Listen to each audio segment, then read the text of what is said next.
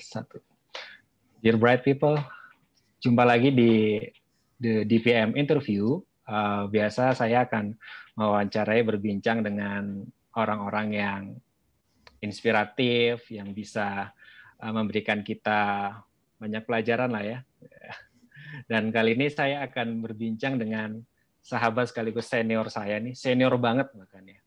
Dan dia tunanetra juga, dan tapi serunya ini di profilnya ini dia menyebutkan bahwa dia menyukai olahraga berisiko tinggi. Nah, nggak tahu nih risiko tinggi ini apakah olahraganya itu maling ayam atau maling komputer gitu ya, risiko tinggi ya.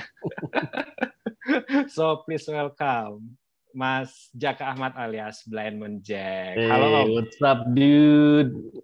Apa kabar? Fine, thank you. Gimana? Lagi ini ya, lagi di Jakarta ya sekarang ya? Lagi busuk di rumah. Iya, buat teman-teman mungkin sebagian sudah kenal lah ya dengan Blindman Jack alias Om Jaka ini. Dia juga stand up comedian, terus juga punya channel YouTube sendiri juga ya, Om ya. Blindman Jack ya namanya ya. Blindman Jack. Jadi bisa itu. Iya. Oke. Terima kasih nih Om udah mau join di channel saya dan kita mau ngobrol-ngobrol nanti ke depannya. Tapi saya punya beberapa rapid test nih ya, mau ditanyakan. Tapi tenang, nggak perlu diambil darah kok ya. Oke, nggak diceplus ya. Enggak. Oke, first question. Australia atau Jepang? Waduh, Jepang.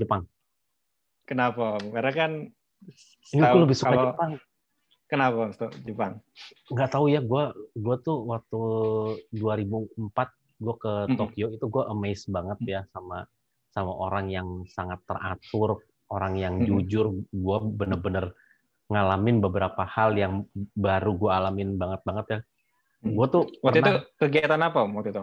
Gue training apa kayak leadership training gitu di Tokyo. Terus ada nih satu hari ini hari Jumat sore ya, gue tuh nganterin temen gue beli printer. Nah, terus kan kita naik kereta bawah tanah kan. Printernya ketinggalan di kereta gitu. Printer gede gitu? Enggak, printer biasa, printer yang kayak Canon berapa tuh yang printer ini lah. Portable gitu lah ya, portable lah gitu ya. Masih bisa ditenteng lah gitu kan. Itu ketinggalan di kereta. Marah dong dia kan. Aduh, apa kesel lah karena kan lumayan harganya gitu kan. Terus udah dia pikir hilang. Hari Seninnya itu printer ada di stasiun kereta. Jadi pas balik ada ke orang yang lagi, balikin. Kayak di bagian informasinya gitu kali ya? Iya. Jadi koordinator training kita bilang, nggak tanya aja di stasiunnya gitu. Apa namanya, mereka kalau nemuin barang biasanya disimpan. Nggak mungkin gitu kan.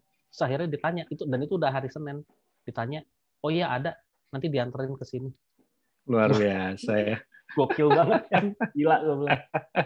Terus yang namanya ngantri, aduh gue bener deh salut deh, gue angkat topi bener sama orang Jepang kok. Ngantri itu bener-bener satu lurus ke belakang panjang, nggak masalah, nggak ada yang nyelak-nyelak, nggak ada apa pokoknya. Kalau ini gue amazed banget deh. Terus ya itu ya dengan punctuality, ketepatan waktunya. Iya. Tapi itu pengalaman pertama, bukan pengalaman pertama ke luar negeri kan ya? Enggak, bukan. Enggak ya, tahun 2004 udah. Sebelumnya udah pernah ke mana aja? Gue pertama ke luar negeri itu ke Singapura dulu. Singapura ya. Itu mah nggak luar negeri lah ya. Nggak luar negeri lah ya. Tetangga doang gitu ya. Rusia gue yang pertama jauh. Waduh, Rusia. Jauh dan lama dulu ya. Apa namanya ke Rusia itu tahun 97. Gue di sana sekitar 1 bulanan. Terus abis itu gue kemana? Itu abis itu Jepang. Jepang itu 2004 itu 2 bulan di sana training.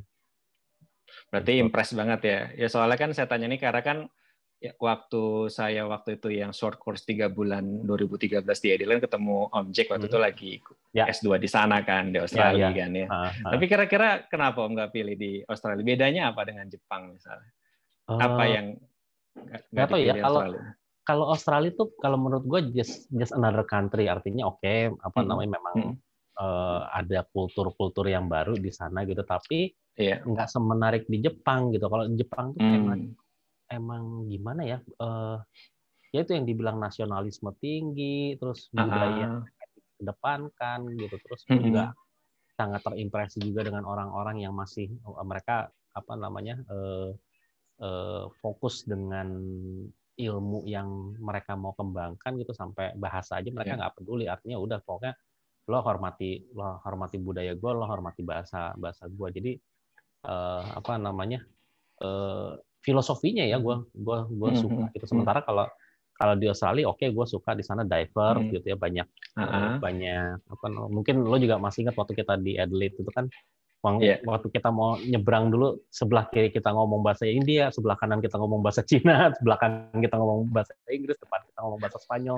Artinya itu Vietnam, Iya, Vietnam. Orang Vietnam banyak kan di sana kan. Orang Vietnam banyak banget gitu kan. Artinya diversity-nya memang banyak gitu. Tapi ya beda deh sama Jepang tuh. Dan sampai culture lebih strong ya kalau di Jepang ya. Sampai sekarang tuh gue belum bisa balik lagi ke sana. Tapi ya mudah-mudahan lah.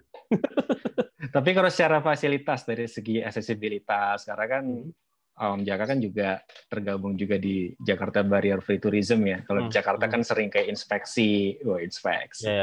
Aksesibilitas fasilitas umum gitu. Itu gimana? Dua itu apakah ya sama lah karena sama-sama developed countries gitu atau beda sih? Kebetulan kalau yang di Australia kan gue lama di Adelaide. Adelaide nggak terlalu aksesibel kalau gue bilang. Jadi bisa dibilang sekitar 60% lah mungkin ya. Iya. Aksesibelnya juga lebih kepada pengguna kursi roda mungkin. Jadi kayak misalnya di gedung, tiap gedung ada lift, ada toilet untuk disabilitas gitu ya. Terus ada apalagi bidang miring gitu. Terus kayak misalnya di bioskop juga udah disediain tempat duduk untuk yang pakai kursi roda gitu. Nah, tapi kalau untuk yang tunanetra sama tuli masih kurang ya. Karena waktu itu mungkin sekarang udah lebih baik gitu. Gue yang kecewa banget tuh waktu di Australia nyampe sana, bisnya tuh masih belum ada audio announcement-nya gitu. Iya, nggak ada ya. Nggak ada kan, cuman suara bel, ting tung gitu doang kan ya. Itu juga kita yang pencet. Itu kalau kita mau turun, kita pencet gitu kan. Tapi kalau kita naik, kita mesti ngasih tahu ke bus driver-nya. Iya, request ke drivernya kan. Gitu. Dan kadang-kadang dia lupa juga gitu. Itu yang gue agak kok agak deg-degan ya kalau itu ya. Kalau takutnya. Gitu. Jadi kadang-kadang mungkin kita mau sotoy, kadang takutnya nggak enak, kalau ternyata belum nyampe, tapi takutnya dia lupa gimana gitu ya. Udah mah gue tukang tidur kalau di bis gitu. Ntar kalau tiap halte gue tanyain, diomelin sama supirnya. Berisik lu. Tapi kayaknya itu ya, mungkin karena di Jepang itu tadi dia culture-nya kan strong banget, jadi bahkan gunain bahasa Jepang itu mereka priority banget kan guna bahasa Jepang gitu kan. Kayaknya itu tuh sempat cerita PR banget ya ketika trainernya pakai bahasa Jepang, terus diinterpret pakai bahasa Inggris lagi gitu ya. Iya. Jadi mikirnya beberapa kali ya.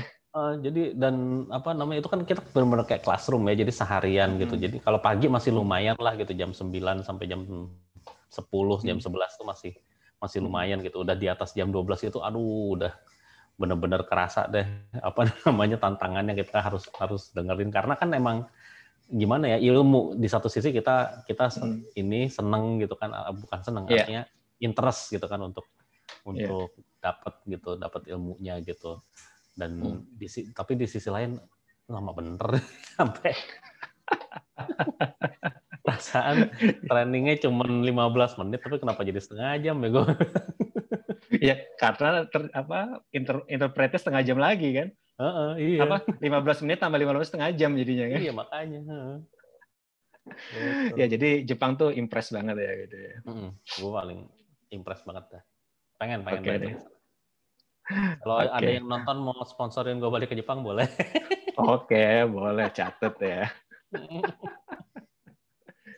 Tapi ntar alasan kok lagi pandemi Om gitu. Iya. Nggak bisa gitu ya. Oke, next question Om. Public relation atau social work? Lu ngasih pertanyaan ya. Kan kita tanpa skrip nih, tanpa skrip. Social work deh.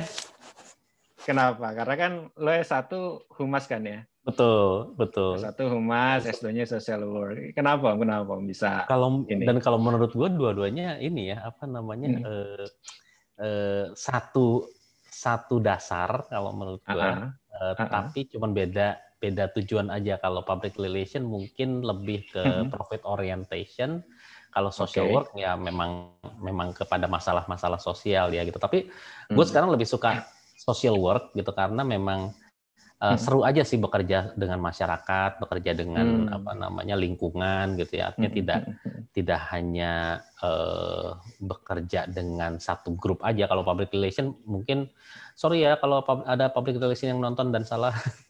Tapi menurut gua kalau public relation itu kan utamanya adalah dia bekerja dengan timnya dia untuk menjual citra sebuah perusahaan gitu kan atau untuk membangun nama. Nah, tapi kalau gue bekerja dengan satu tim juga, tapi tim ini adalah lingkungan, di mana kalau bekerja dengan lingkungan, itu orangnya berbeda-beda gitu. Hari ini lo kerja dengan yang mana, besok lo dengan yang mana, besoknya lagi lo dengan yang mana. Jadi lebih dinamis aja, karena gue juga orangnya basically bosenan dalam artian gue selalu ngerasa tertantang lah untuk lebih ini. Iya. Lebih maju. Tapi sebetulnya dulu tuh ketika mau ambil S2 terus master ambil di social work itu memang dari awal memang direncanakan itu atau karena kan gini, lu kan di sini sebelum berangkat itu kan sebagai aktivis disabilitas gitu kan. Ya, sedangkan di sana juga ada jurusan Master of Disability Policy gitu kan. Terus juga yang terkait langsung dengan itu gitu. Kenapa pilih itu dibanding sama Disability Policy misalnya? Nah, gua tuh juga gue tuh benar-benar megang ininya inklusi ya, apa namanya falsafahnya inklusi. Artinya gue berusaha untuk bisa masuk kemanapun, menjadi inklusif, bahkan di bidang yang gue pelajari juga. Jujur kenapa gue nggak ngambil yang related ke disability, karena gue berpikir kayaknya nggak semua orang dengan disabilitas harus ngumpul di masalah disabilitas juga deh. Kita harus keluar juga gitu. Intinya nggak salah gitu ya. Salah dalam cuma masalah preferensi aja kan. Betul. Kalau misalnya lo memang merasa untuk nggak apa-apa disabilitas ngurusin ini juga apa namanya ilmunya juga basicnya harus disabilitas dong, nggak masalah itu preferensi lo gitu. Nah tapi kalau gue berpikirnya demikian. Nah gue waktu itu sebenarnya nyarinya yang ke komunikasi juga, ke arah komunikasi, tapi gue nyari yang sosial gue nyarinya yang ke raising awareness gitu.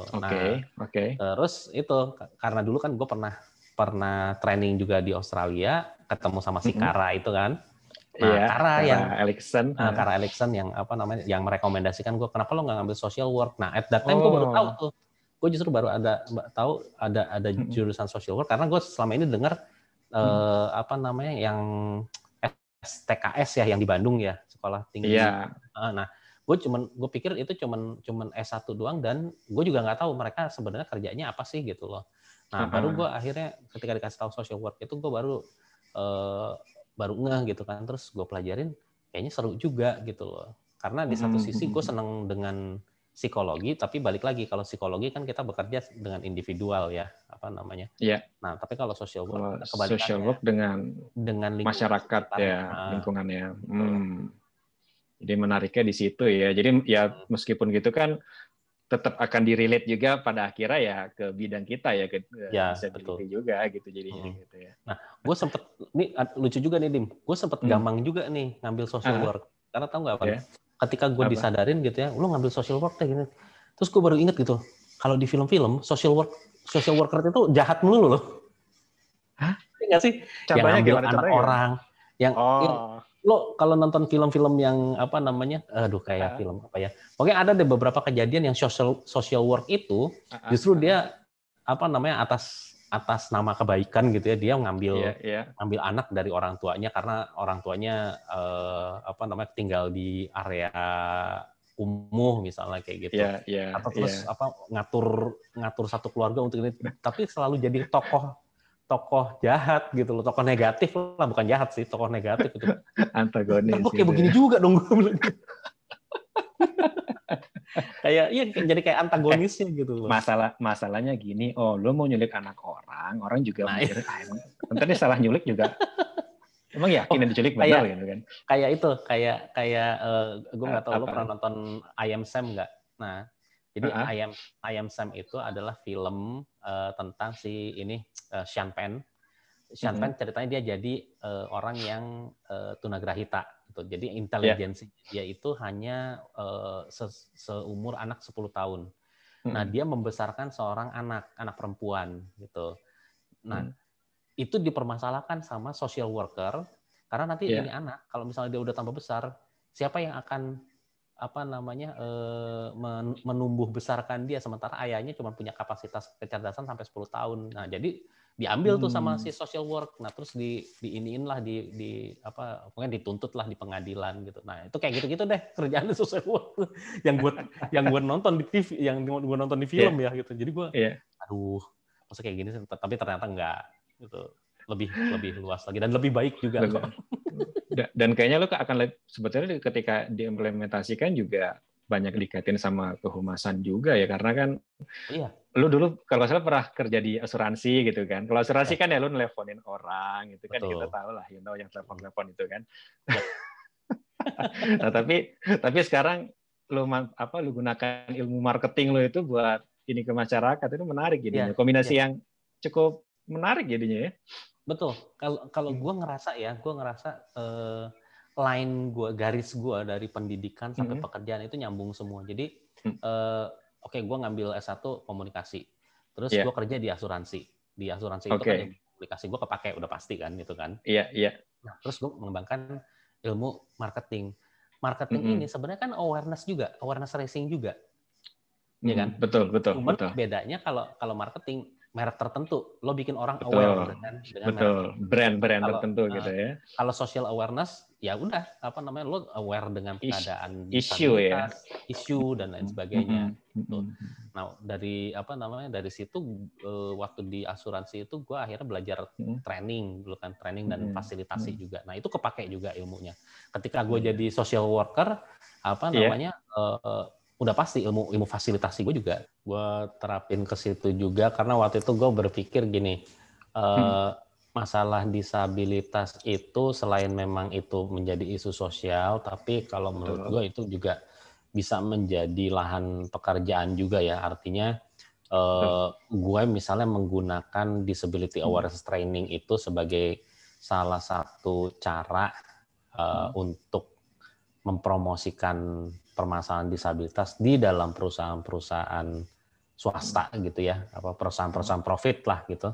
Nah, jadi mungkin sekilas terlihat kayaknya wah dia akan ngeduitin disabilitas nih gitu kan. Tapi kenyataannya memang kalau itu suatu expertise yang bisa jadi penghidupan kita, kenapa enggak kita gunakan? Gitu. Yang penting kan kita nggak ngerugiin orang gitu. Artinya konteksnya itu aja gitu. Kecuali kalau kita mempekerjakan teman-teman disabilitas, kita bayar mereka kecil, terus terus kita yang ini, nah itu mungkin yang harus disorot gitu. Tetapi ketika kita menawarkan konsep yang yang berdasarkan disabilitas ini untuk menjadi penghidupan kita juga, kenapa tidak gitu loh. And you do it professionally, right? Ya, profesional. Artinya memang tidak hanya sekedar gue disabilitas nih, gue nggak bisa ngelihat terus gue training di tempat lo ya gitu. Enggak. Gue punya kualitas yang gue jaga juga gitu supaya ada orang ilmunya gitu kan. Betul, emang ada ilmunya di situ. Dan itu yang memang gue pelajari juga, sesuatu yang gue pelajari juga. Betul. Gitu. Oke. Next question ya. Setengah buta atau buta total? Emang kampret nih anak satu. Tapi mendingan buta total loh kalau gue beneran. Low vision tuh sedih loh. Iya, karena gue baca cerita lo kan. Gue merasa serius. Gue merasa hidup gimana? Low vision. Gimana bisa cerita nggak bisa terus? Kenapa lu malah milih yang totally blind dibanding waktu lu low vision? Gini ya, mungkin buat yang belum ngerti apa bedanya low vision sama totally blind. Low vision tuh sabun lah gitu ya. Jadi antara dibilang ngelihat nggak jelas, dibilang nggak lihat masih kelihatan gitu loh. Jadi kadang-kadang susah gitu ya. Apa kayak misalnya gini deh, yang paling simpel aja gitu ya. Kadang-kadang cuma menang gengsi doang Yellow Vision ya. Kayaknya begitu ya. Merasa masih lihat, padahal Merasa masih kagak ngelihat, gitu. nah padahal udah butuh bantuan juga gitu. Nah, itu masalah butuh bantuan gitu ya. Kalau misalnya gue dengan pakai tongkat dan kacamata hitam gitu ya, gue kan sekarang sekarang artinya gue kan selalu ya kalau kemana-mana pakai kacamata hitam dan gue pakai tongkat. Nah ketika gue misalnya minta tolong sama orang, Pak berhentiin bis dong, oh iya ya sebentar gitu kan. Nah, orang jelas gitu bahwa dia nggak bisa ngelihat, dia butuh diberhentiin bis. Tapi ketika kita low vision, ya yang apalagi kalau gue dulu mata gue itu secara fisik itu kayak nggak ada masalah, bentuknya tuh nggak kelihatan ada beda kayak mungkin kayak putih-putih atau kayak katarak itu nggak ada, kayak glukoma betul. gitu nggak ada ya? Nggak kelihatan nonjol, nggak kelihatan berselaput, pokoknya mata bagus aja gitu. Jadi ketika gue bilang, Pak, itu bis nomor berapa? Dia malah ngeliatin gue yang lu kali ngasih tahu gue gitu. Harusnya lu kali malah nanya ke gue.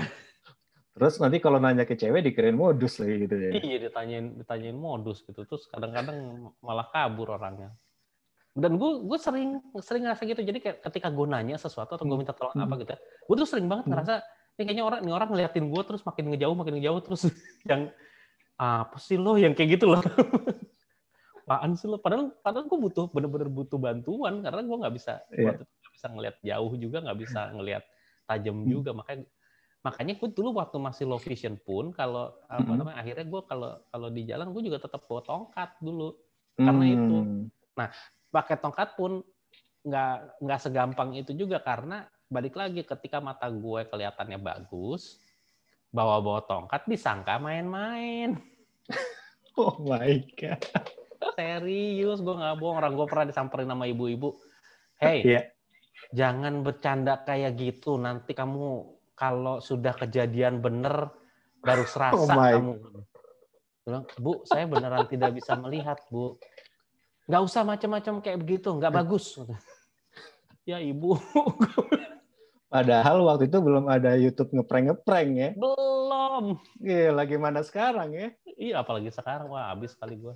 Dikira lo ngeprank gitu ya. Gitu. Tapi kalau nggak salah lu waktu kondisi itu sempat denial ya, maksudnya sempat. Oh iya. Ya karena tadi lu merasa antara dua dunia gitu ya. Iya. Awalnya sih nggak terima banget gitu kan. Apalagi gue waktu itu masih umur belasan tahun ya waktu gue mulai rabun itu kan. Apalagi SMA gitu. Teman-teman gue udah bawa motor gitu kan. Sementara gue cewek gitu. Sebelum maghrib gue harus pulang karena gue nggak bisa ngeliat malam.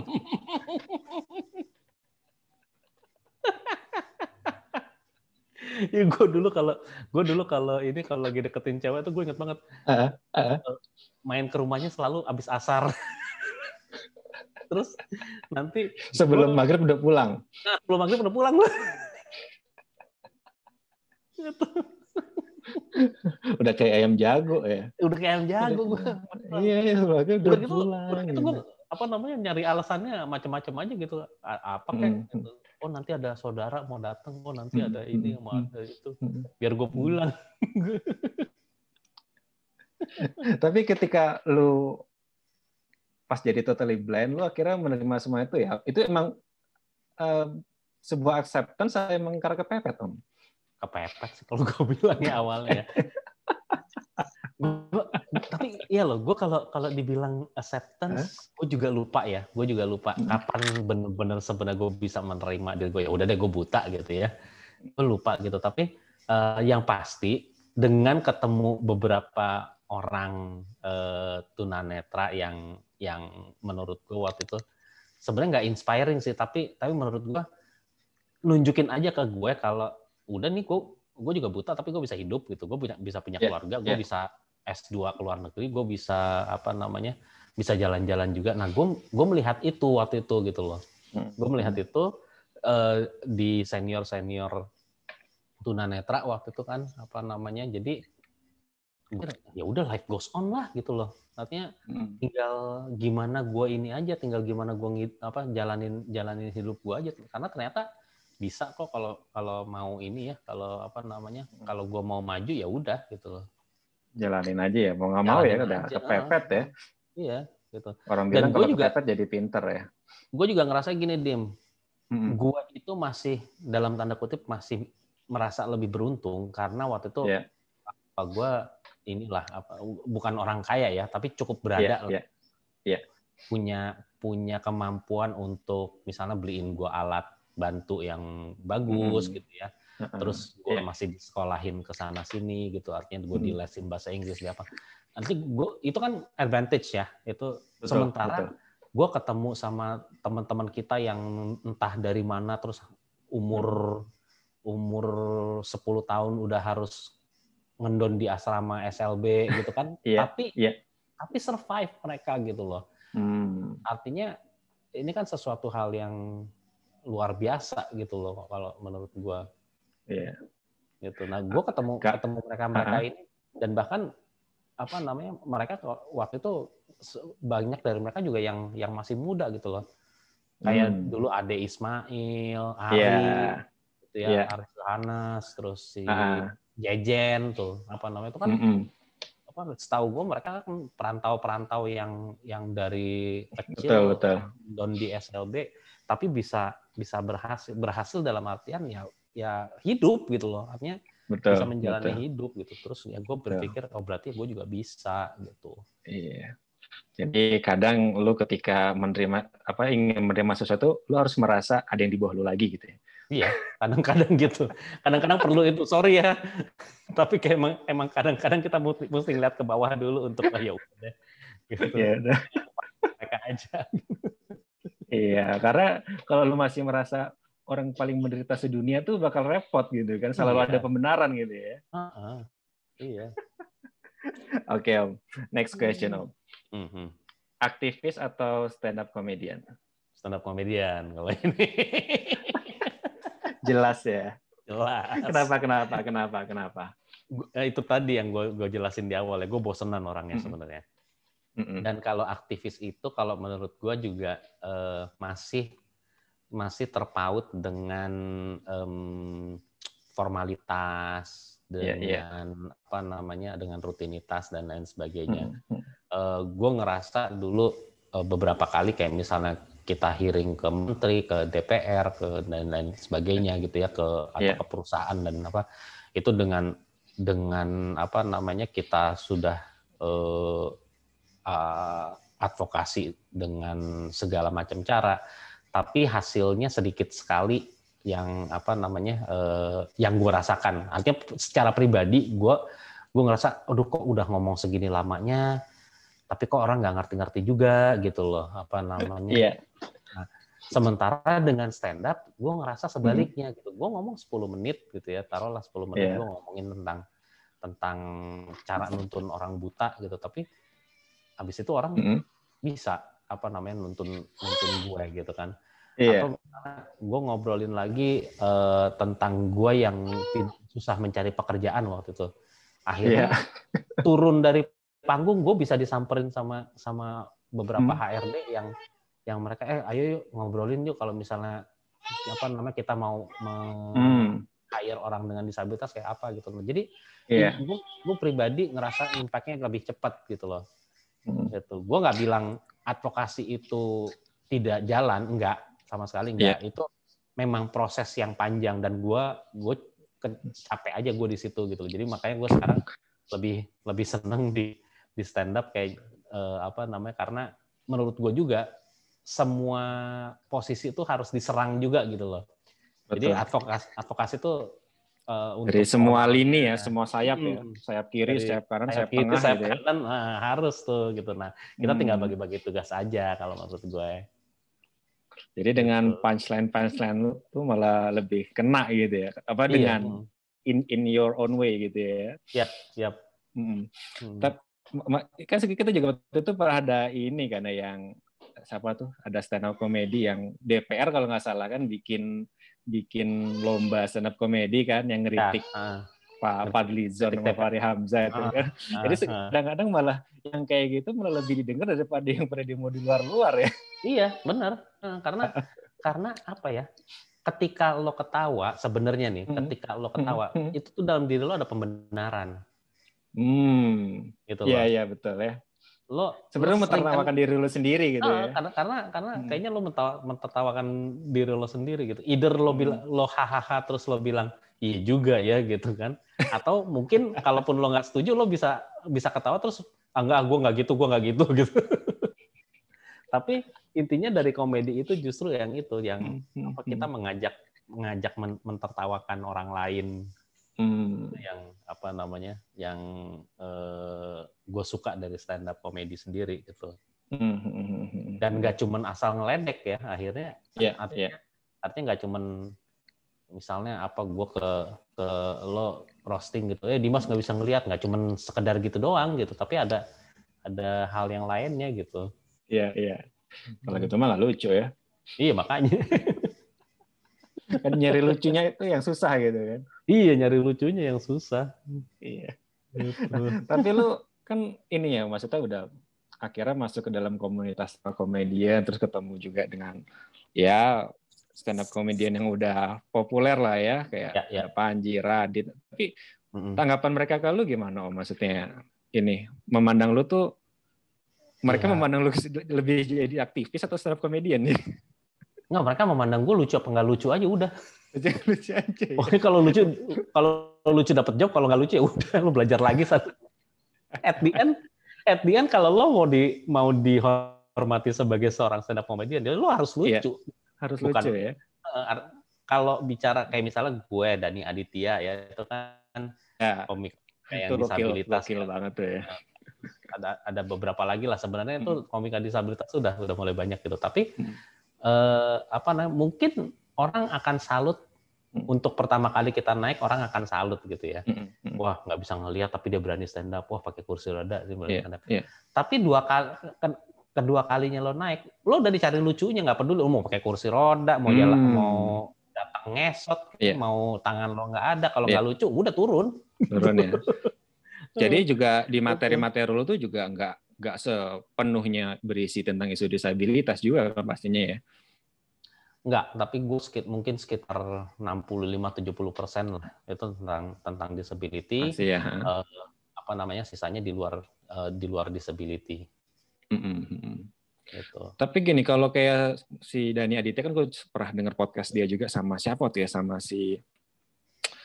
siapa tuh yang penyiar Mustang dulu itulah si itulah pokoknya dia kalau dia kan lebih kayak ini ya. Dia kan lebih kayak semacam untuk self acceptance dia gitu kan. Jadi kayak dengan lu ngebully diri lu sendiri gitu kan, istilahnya apa itu ada kan di stand up comedy itu kayak lu menerima apa kedisabilitasan lu itu gitu kan, dan akhirnya juga bisa ngibur orang. Nah, kalau lu begitu juga atau lebih ke ya lu karena memang sudah menerima diri lu sebelumnya dan lebih ke ngasih awareness aja? Ya kalau gue lebih keluar, tapi gue juga keluar ya. Nah, kalau gue gini, gue ada agak susah sih gue ininya. Kalau Dani Aditya mungkin dia gayanya adalah kayak tadi lo bilang, mentertawakan dirinya sendiri dengan gitu. Nah, kalau gue mengajak orang untuk mentertawakan situasi yang gue alamin, gitu loh. Jadi lingkungan ya, lebih ke lingkungannya. Jadi gue tidak mau orang hanya mentertawakan guanya saja gitu ya, yang misalnya salah ngeraba atau apa gitu ya. Tapi tapi gue lebih fokus untuk orang tahu lingkungan situasi yang gue hadapin dan orang ketawa gitu. Kayak misalnya gini, gue ngajak orang ngetawain gue ketika gue meeting sama tunanetra juga. Terus minuman kita cepat habis. Ternyata kita minum dari satu gelas yang sama. Gitu. Jadi ternyata karena disediain minum dua tapi posisinya berdekatan gitu kan. Jadi gue pikir gelas gue, terus dia pikir ini gelas gue. Jadi gue minum dari gelas itu, ntar dia ngambil lagi di gelas itu gitu kan. Nah, kalau gue lebih suka kayak gitu tuh, artinya situasi yang gue ini, tapi again di situ ada paling tidak ada message yang gue sampaikan gitu kan. Yeah. Makanya lo kalau naruh gelas buat tunanetra kasih tahu ini gelas lo gitu kan. Jadi kagak kejadian kayak begini gitu. Betul. Ya message-nya di situ ya jadinya. Betul. Dan uniknya lagi tuh sebetulnya bisa dibilang ini nggak sih lo memulai karir lo sebagai stand up comedian tuh pas di Australia bukan sih? Apa sebelumnya udah pernah sebelumnya? Sebenarnya sebelumnya udah, tapi gue waktu udah itu ya? Karena gini, gue tuh beberapa kali ya, ya artinya dari dulu emang gue orangnya suka ngebanyol dan suka ini aja, suka cerita gitu ya. Gitu. Jadi joke telling gitu gue udah sering banget gitu. Nah, ketika stand up comedy waktu itu muncul, kalau nggak salah 2010-2011 gitu. Nah, gue tuh udah persiapan waktu itu udah mau persiapan ke sekolah ke Australia. Jadi gue nggak sempat untuk nyari komunitasnya. Tapi gue beberapa kali waktu itu udah sempet tuh kalau ada acara apa gue nyoba, Gitu. Tapi open mic belum ya? Oh, belum open mic. Dan gue belum tahu teknik stand up yang sebenarnya seperti apa tuh gue waktu itu belum tahu. Nah, di Australia justru gue malah berapa kali dapat kesempatan karena mungkin itu ya kan orang-orang pelajar Indonesia Australianya kalau bikin acara kan cari yang beda gitu kan. Ya udah akhirnya gue sering disuruh stand up gitu. Udah banyak latihannya malah di situ gue. Jadi gue karir gue internasional dulu baru lokal. Dan lo sempat ini kan jadi opening di itunya Ture Panji ya? Iya. Pas di Australia itu kan? Iya, waktu di Australia itu. Kan? Di Adelaide ya waktu itu ininya. Di Adelaide. Dia datang ke Adelaide, terus gue waktu itu mau beli tiketnya dia, tapi kata panitianya ini aja, lu jadi pembuka aja. Ya udah, gue jadi pembuka lokal akhirnya. Emang panitianya kenal sama lo? Kan ini pelajar juga, PPIA juga. Oh, tahu jadinya ya, sering udah pernah stand up gitu ya. Oke, gitu. Jadi lagian Adelaide kan kota kecil kan, semua kenal di situ. Betul. Jadi sebetulnya ya jalan rezeki orang ya kadang-kadang nggak terduga ya, maksudnya ya lu karena memang niat lu awal untuk tetap kontribusi di dunia disabilitas, akhirnya lu nemu cara yang beda nih gitu ya untuk tetap memperjuangkan itu ya, luar biasa ya. Oke, Om, next question, Om. Jakarta atau Mataram? Mataram. Kenapa? I never like Jakarta sebenarnya. Sorry itu saya buat orang lain. Itu buat orang-orang dan itu kan merefer kepada gubernur juga ya, siapapun gubernurnya gue tetap nggak suka dengan Jakarta. Mungkin lu pernah punya pengalaman buruk sama Metro Mini mungkin atau sama Kopaja gitu. Kalau Metro Mini sama Kopaja mah udah kita taklukin. Gimana? Aduh.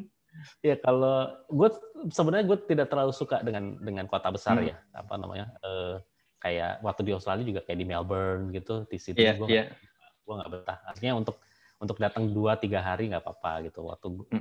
Waktu di Bangkok juga rame, crowded gitu kan. Kalau pas gue dulu di Chiang Mai malah lebih suka gue karena ininya lebih santai aja. Nah Adelaide juga itu kota yang nyaman juga tuh, dia nggak terlalu rame tapi hidup lah gitu. Jadi kayak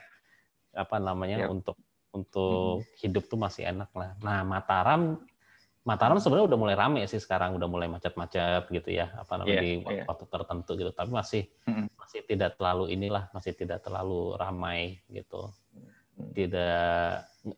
Kalau gua yang penting tuh jangan habis waktu di jalan aja.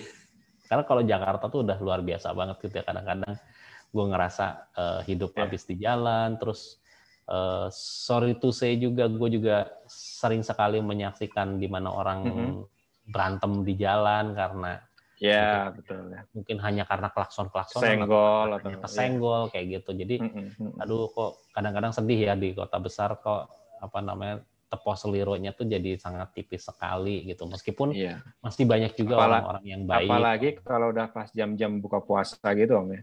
Nah itu,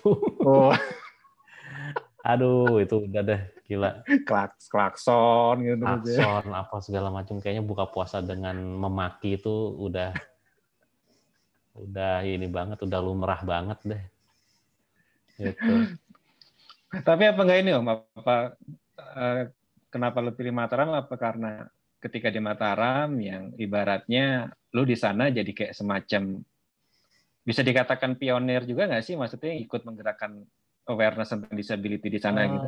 Ya, gue ada beberapa kegiatan gue yang gue lakukan juga. Nah, apa namanya dan sebenarnya kalau di Mataram malah istri gue sama anak gue kan tinggal di sana ya di Mataram. Nah, istri gue malah yang lebih banyak melakukan kegiatan-kegiatan disabilitas gitu karena kan gue juga selain dia terekspos dari gue itu jelas gitu ya, tapi ketika misalnya gue memantik sesuatu nanti dia ngelanjutin dan dia bawa teman-temannya selalu bawa teman-temannya gitu, jadi kegiatannya banyak gitu.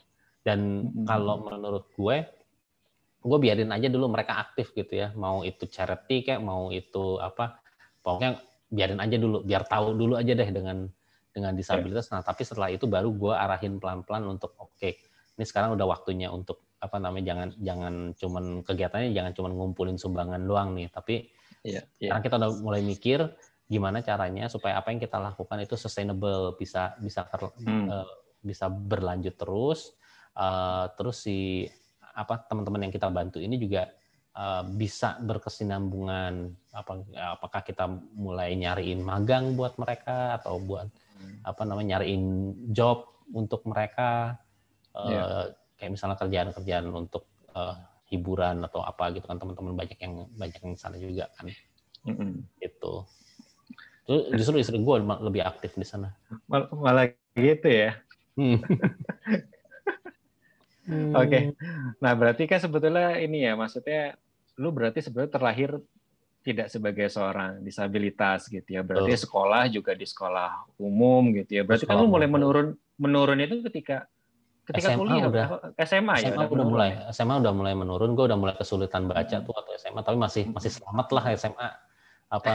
Artinya gue masih nggak perlu sampai dibantu sama pembaca gitu ya. Tapi waktu kuliah udah parah itu, udah parah ya.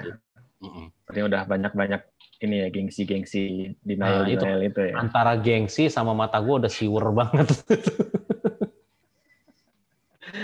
Gitu. Iya, terus sampai lo bisa sampai lanjut sampai ke Australia gitu kan buat S2. Berarti memang bisa dikatakan ini nggak sih, pendidikan tuh jadi salah satu yang mengubah hidup lo juga nggak sih gitu dan sekitar gitu ya. Terlepas dari itu pendidikan formal atau non formal, tapi segala bentuk pendidikan itu sangat penting kalau menurut gue ya. Artinya gue tidak hanya berkaca pada diri gue sendiri, tapi orang lain juga.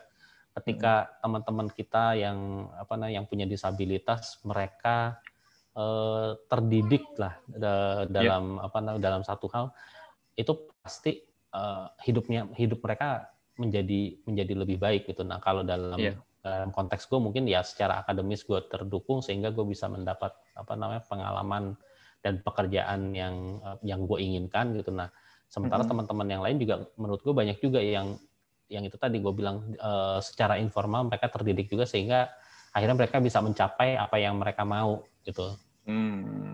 Karena gue sering banget sih ngebandingin dengan teman-teman kita juga yang punya disabilitas tapi nggak seberuntung kita karena mereka nggak bisa sekolah atau mereka nggak atau lingkungannya mereka juga nggak terlalu dukung gitu ya. Nah itu jadi lebih kasihan karena sebenarnya lingkungannya kan yang bikin dia susah gitu loh, bukan dianya gitu.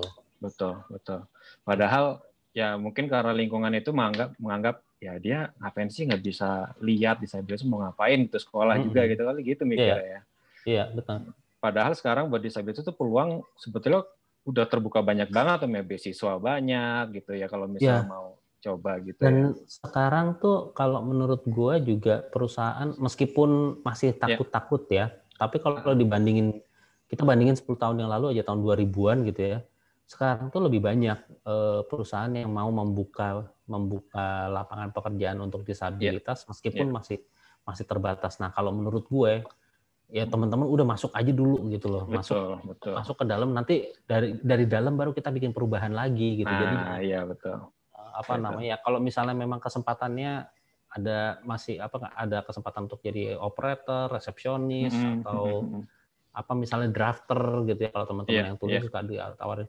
Udah nggak apa-apa kalau menurut lo masuk aja dulu, hajar aja dulu gitu. Nanti dari dalam kita sikat gitu loh. Dari situ kita ngobrol sama teman-teman kerja kita kasih kita tunjukin bahwa ini kan bisa kerja kan gitu. Ayo dong, sekarang lo ini dong, lo buka kesempatan yang lebih besar dong gitu.